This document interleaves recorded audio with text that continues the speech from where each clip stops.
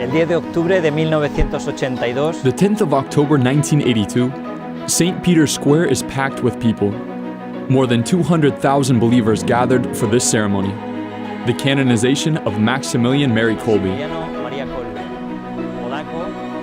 the Polish Franciscan, slave of the Immaculate, tireless apostle of the Virgin Mary, a fire with zeal for the salvation of souls, who even in sickness and physical limitations, suffering from tuberculosis, was a missionary in India, in Japan. In Poland, he created an entire city in honor of the Immaculate, Niepokolanao. desde allí con sus más de 800 frailes, se dedicó a la propagación. From there, with his more than 800 friars, he propagated knowledge of faith in the Most Blessed Virgin, Mother of God, the Immaculate, as intercessor of all graces.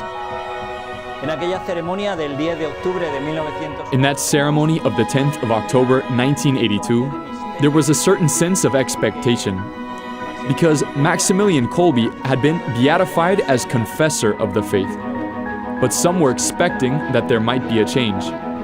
When the ceremony commenced, Saint John Paul II, also Polish, appeared in red vestments, visible proof that the Apostle of the Immaculate, the slave of the Immaculate, would be canonized as a martyr of charity in imitation of Jesus Christ. Greater love has no one than this, that one lay down his life for his friends. tiene amor más grande que el que da la vida por sus amigos.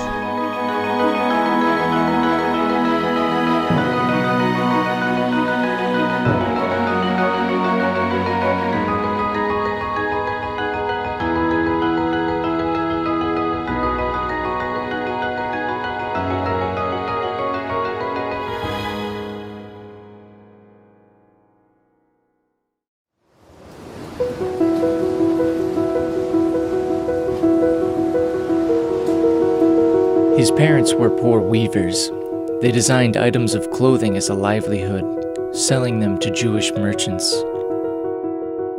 Su madre era una His mother was a deeply religious woman. In fact, she once wished to enter a convent, but it wasn't possible due to her family's economic situation. They were unable to pay the dowry then demanded by convents, so she got married. But she asked of God the grace to find a husband who did not swear, who did not drink alcohol in the taverns. And God granted her the grace to meet a good man who was deeply religious like her, Julian Kolbe. They had 5 sons, but of the 5, 2 died at an early age, and 3 survived. Francis, Joseph, and the saint who is the protagonist of our story, Raymond, who would later take the religious name of Maximilian.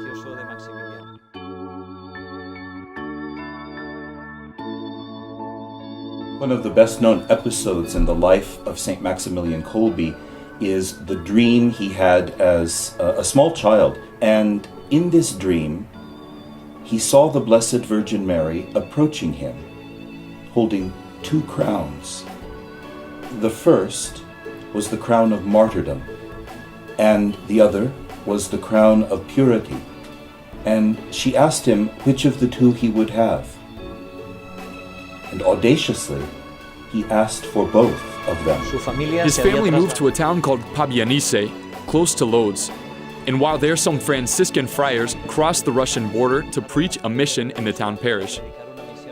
They told the children about a school the Franciscans had just opened in Lwów. Our Raymond immediately wanted to go there, and his brother Francisco too. Arrangements were made, and as he grew up in that school, he gave thought to the idea of a vocation, although he felt deeply drawn to the military life. This was the great temptation in discerning his vocation. He had a very good mind for mathematics, physics, and the sciences. In fact, for homework projects, he designed aircrafts. He even drew up a strategy to conquer the city of Warsaw. And these military desires, as I say, were a great temptation. He came close to abandoning his vocation because at the age of 15, he felt the call to fight for the freedom of his country, of a Poland that was suffering greatly. Poland had practically been wiped out since the Peace Treaty of Vienna, in which it was distributed between Prussia, Austria, and Russia. And it was the Catholic Church that maintained the Catholic identity against the process of Russianization. The enemies of the Church wished to attack Poland, which was the primary objective in the Second World War. And the day that he had decided to go and speak with the provincial father, as he was entering the room, the doorbell rang. It turned out to be his mother, who had come to visit him. His mother informed him that his younger brother, Francisco, had also decided to become a Franciscan, and that she herself and his father would also consecrate themselves to God. So that conversation was providential, and it saved the religious and Franciscan vocation of Raymond, who on the 4th of October of 1904 received the Franciscan habit and took the name of Maximilian Mary, binding himself thus from the beginning of his life to the Blessed Virgin, the Immaculate.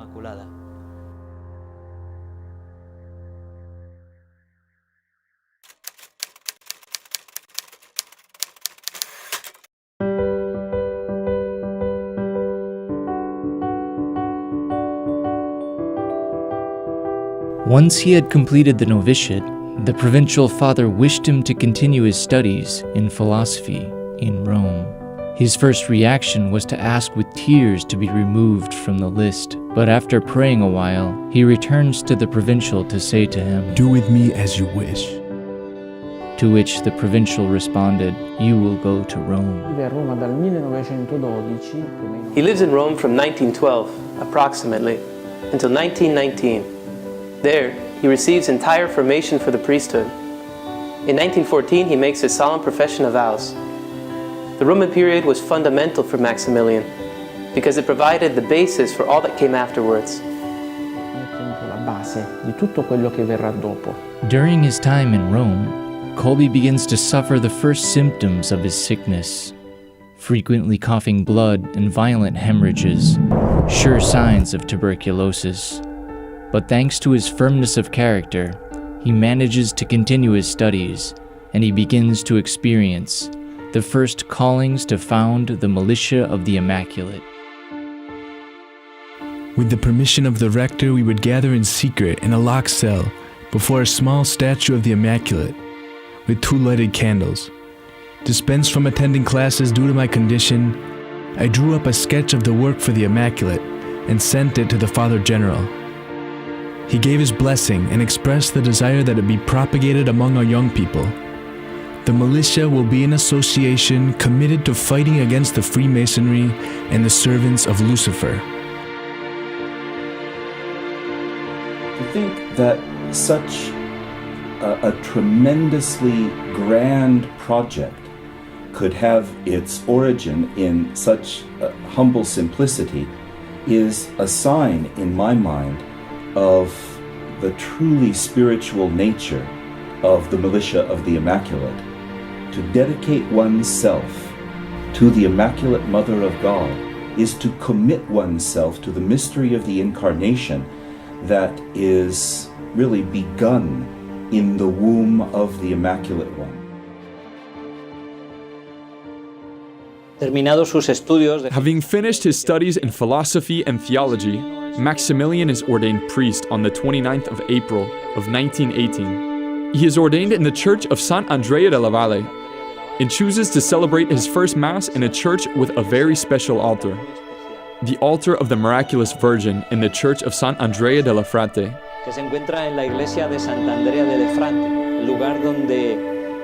The place where the Immaculate Virgin appeared to the Jewish Alphonsus of Ratisbon, completely converting him to the Catholic faith. When Saint Maximilian celebrates his first Mass, he has a long list of intentions. At the end of the list, written in Latin, are these highly significant words: Pro amorem usque ad victimum, which means love to the point of victimhood, love unto the sacrifice of one's life. This intention is like a premonition of the martyrdom, the self-giving that would consummate his love-driven life at the end of his days. al final de sus días.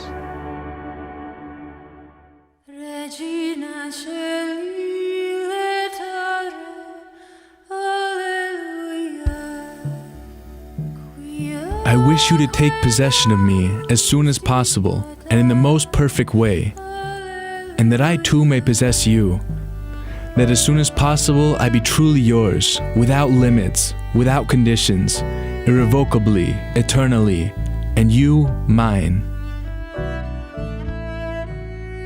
When Saint Maximilian speaks of the act of consecration, he distinguishes very clearly between the will and the sentiments. And he explains that the act of consecration, of self-giving, may often be accompanied by dryness or by coldness. But he insists greatly that consecration, the giving of oneself to the Virgin Mary, to the Immaculate, is an act of the will. He calls it an act of the will by which one gives oneself to the Virgin, and which is never revoked. That is enough. And when young people approached him to ask to enter the community, the criterion for discernment for him was that they have the decisiveness and the will to consecrate themselves entirely to the Immaculate, to belong to her, to be hers. This was for him the criterion for discerning a vocation. Queen of heaven rejoiced, hallelujah, hallelujah, for you did meant to bear, hallelujah, hallelujah. You say you wish to be a Franciscan. Good. But tell me if you remain firm in your purpose to devote yourself to the Immaculate, if you really desire to consecrate your life to her, to be consumed and ready to end your existence by starvation, disposed for her sake to suffer deprivations and the risk of premature death.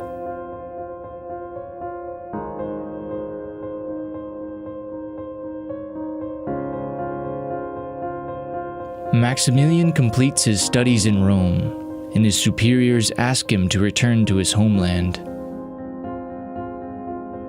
Not yet fully recovered, he obtains permission to return to Krakow, and in 1922 begins his modest apostolate with the publication of the magazine The Night of the Immaculate.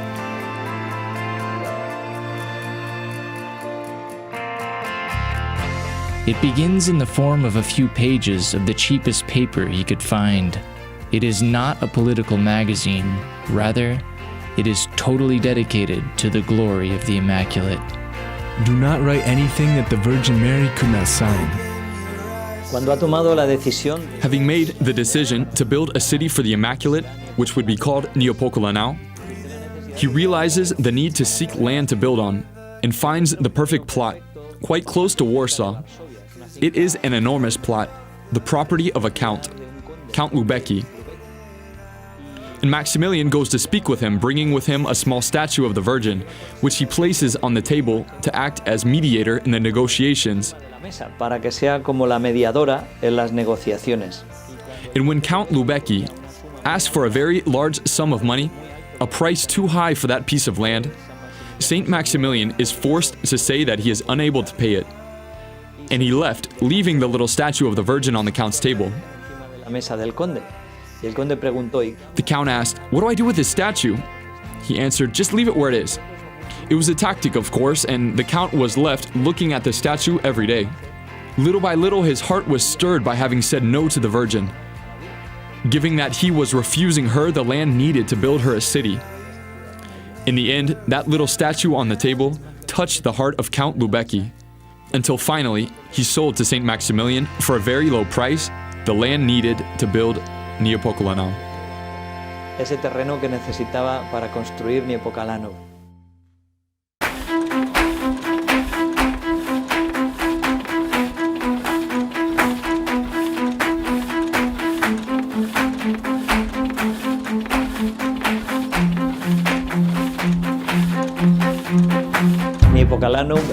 Neopomuceno is an amazing place, a convent plus a publishing house. Saint Maximilian really was a precursor of the apostolate of the communications media. Saint Maximilian can be defined in one word as a pioneer, a man who in his lifetime understood the need for new paths of evangelization and also new paths for the Franciscan way of life. And since all of those who work there are religious, he manages to print the Night of the Immaculate, the newspaper they edit, at the lowest price of all, with the result that the rest of the newspapers begin to accuse him of unfair competition and succeed in prohibiting the sale of his newspaper, the Night of the Immaculate, in public kiosks. What does St. Maximilian do? Well, he creates his own network of distribution kiosks. They even acquire a small airplane in the convent, with which they distribute the newspaper to all the corners of Poland. El periódico a todos los puntos de Polonia. Many young men from all the professions, including engineers, give up everything to dedicate their lives to the Virgin in the city of the Immaculate in Niepokalanów.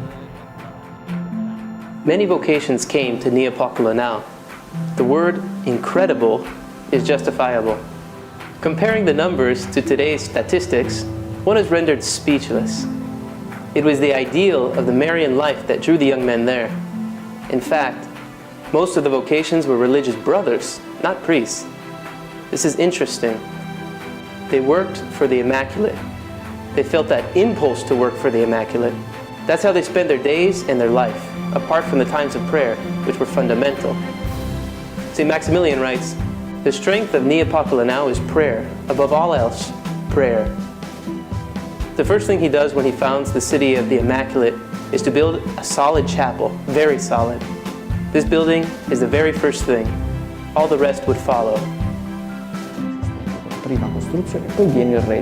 El 1 de septiembre de 1930. On the 1st of September 1939, there are 760 religious and over 150 postulants. An unprecedented record. A record because the Virgin moves and touches the hearts of all these men who desire to give their lives to her. Que buscan consagrarle su vida.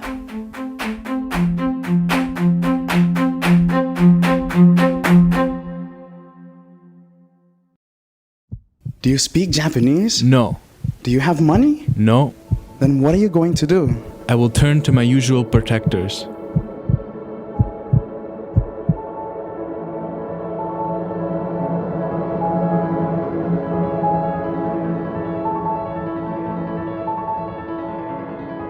Pope Pius XI asks for missionaries for the Orient.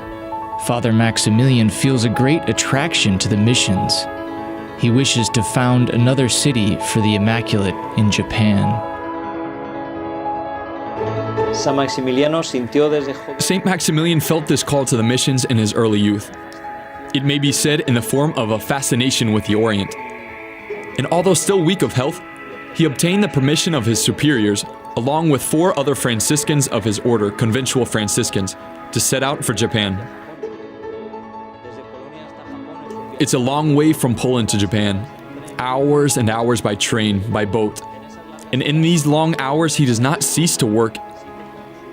His great ideals are alive in his heart and mind. In other words, he combines those great ideals with daily reality, the little details of the apostolate. When he reaches Japan, his health is still quite weak. He is shaking with fever. Sometimes he has to celebrate Mass with the support of his community brothers. Apoyado, sostenido por sus hermanos de comunidad. Every morning he gets up with the words, "The Immaculate hasn't called me yet." But God will reward his fidelity. And in a short time, the newspaper, The Night of the Immaculate, is published in Japanese. And as well as being distributed in Nagasaki, it will also be distributed in China, and will later reach India and even Arabia. Y más tarde llega hasta la India, incluso hasta Arabia. Today we publish a Japanese Night. We have a printing press. Glory to the Immaculate. In spite of the great success, his religious brothers observe his poor health. His superior finds an excuse to get him to return to Poland. A few months after his return to Poland, he is once again nominated as guardian and father of Niepokalanów.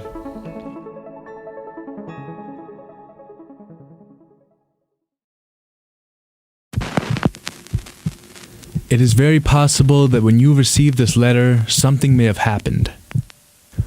All is in the hands of divine providence.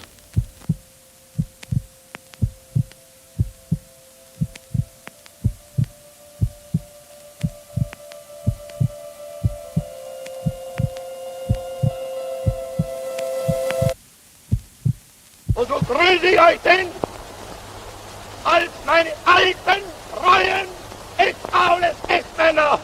Sieg heil! Never forget to love.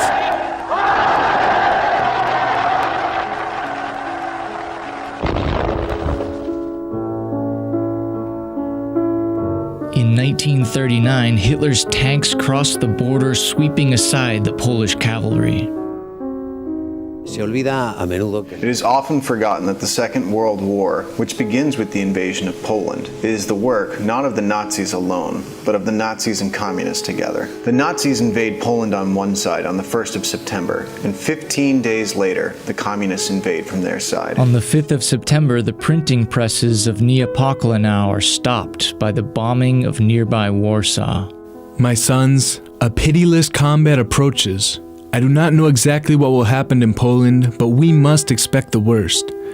There is no corner in this world that is without the cross.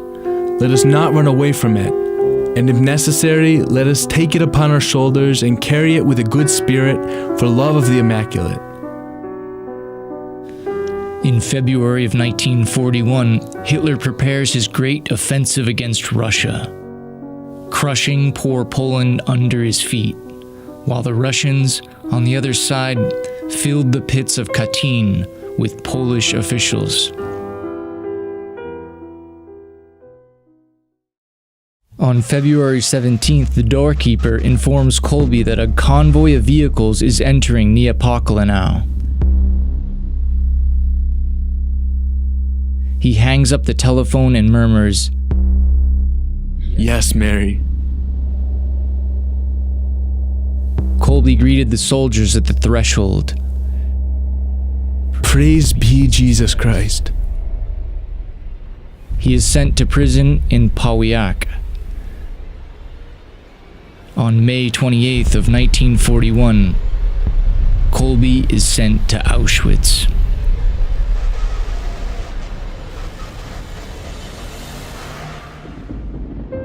His head shaved and clothed in striped rags, he has become prisoner number 16670. After the publication of Mit Brennender Sorge, Hitler began to imprison Catholics in extermination camps. We know emblematic figures like Edith Stein and Saint Maximilian Kolbe, but many Catholic priests were exterminated in the camps. It is known in the camp that he is a priest, and so the hardest tasks are reserved for him. The moving of corpses, the collection of ashes in the crematory, the carrying of heavy logs under which he stumbles. A piece of stale black bread constitutes his main meal for the entire day. His companions in the Auschwitz concentration camp testify to his charity, which was truly heroic. And one of the details that prove this charity is related to the matter of food. In a concentration camp, food is scarce, which makes the work much harder. And the cold. Everything is harder when the stomach is empty and hungry. In the midst of this situation, Maximilian Kolbe was able to distribute half of his food with others who were there because they were weaker or were sick. And this gesture of heroic charity profoundly impressed those who were living with him in the same conditions. On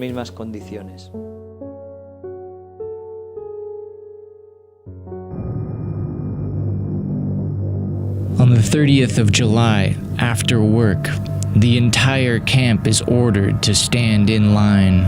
A prisoner from Block 14 has escaped. Block 14 is where Father Maximilian is bunked. At 9 o'clock in the evening, everyone received a little soup, except the prisoners of Block 14. At nightfall, the assistant commandant of the camp appears, Karl Fritz of the SS. announcing to the prisoners that since the fugitive has still not appeared, as a reprisal, 10 of them would be condemned to die of hunger in block number 11. Fritz walked along the lines picking out the victims. Suddenly, Kolbe steps forward and offers himself in the place of one of the condemned who is sobbing and pleading. He is a Polish family man, Francis Gajobniczek. I am a Catholic Franciscan priest. Todos estaban impresionados. Everyone was stunned by St. Maximilian's act of voluntarily offering to go to the bunker of death. Because although it is in itself a big gesture to accept death and to be ready to give one's life for someone you don't know, it is also true that this was an extremely hard way to die of hunger and thirst. It is a long, slow agony, a painful Calvary, a terrible death, and he knew what he was committing himself to. The fact that he knew this highlights his charity even more. It is the love of Jesus Christ, the love that gives one's own life for those one loves. The condemned men are forced to leave their clothes at the entrance to the bunker and to enter naked. During that slow and painful agony, Kolbe consoles his companions. He kneels and prays before the corpses of those who die. After 14 days, on the eve of the Assumption, the order was given to finish off the dying prisoners. The agent of death, armed with a syringe, entered the darkness of that bunker-turned tomb to find only one man alive, Father Maximilian Kolbe. The executioner approached him, and the syringe did its job. An injection of carbolic acid broke the last thread of life that remained in Father Kolbe's body. The martyrdom is consummated. Pro amorem usque ad victimam. Greater love has no one than this, that one lay down his life for his friends.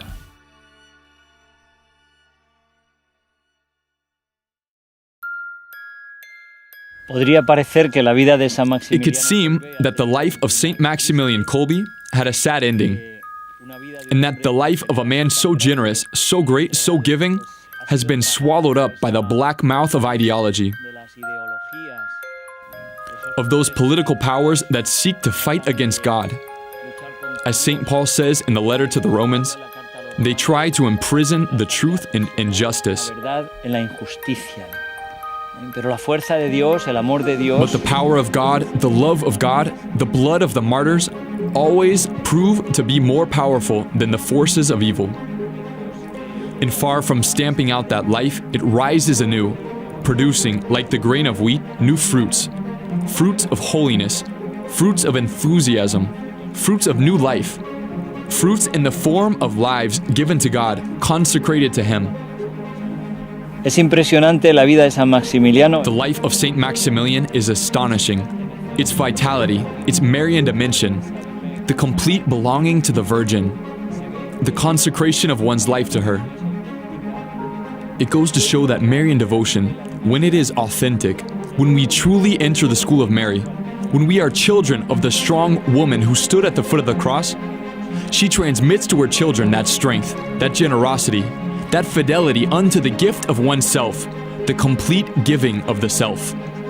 This is what we see in the life of St. Maximilian Kolbe, and he invites us also to renew that consecration, that self-giving, that belonging to Mary, that Marian nerve of steel in our Christian life, so that we say like he did, "Oh, immaculate, immaculate, immaculate, I belong to you."